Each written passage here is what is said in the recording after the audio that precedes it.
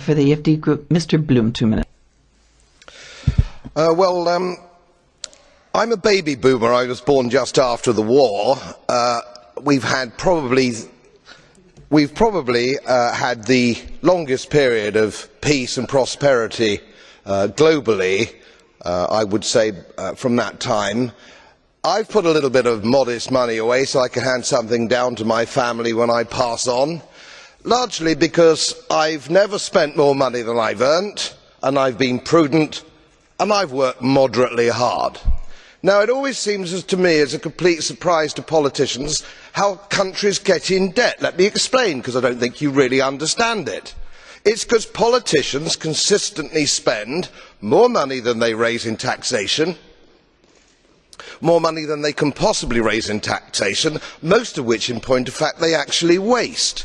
The reason we're talking about countries which are broke, and they are broke, is because they're ridiculous, ineffective, ignorant politicians consistently spend more money than they can raise, and then they borrow, and worse, they then print money because politicians and their central banks have a machine which prints money.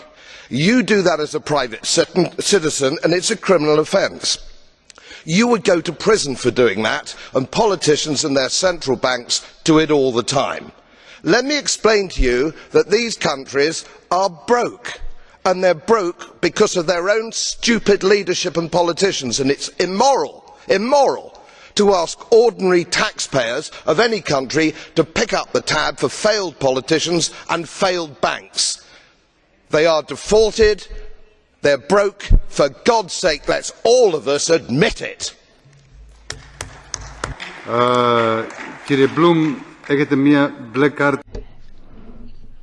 Mr. Bloom? Yes, well, thank you very much. Mr. Goebbels is brandishing his blue card. You accept the question? Mr. Goebbels, 30 seconds. President, I'd like to know if Mr. Bloom knows that Spain is less in debt than the UK, that Ireland was under 60% before the banking crisis, and that Ireland, in going to debt to save its banks, saved the money of the British banks. Absolutely right. Absolutely right. I wasn't suggesting my politicians were any less stupid than anybody else. It's an absolute disgrace. And it wasn't even debated in our national parliament to actually rescue these bust banks. If you want to invest in bust banks, do so with your own money, not money from my old age pensioners in Yorkshire on 98 quid a week. You scoundrels.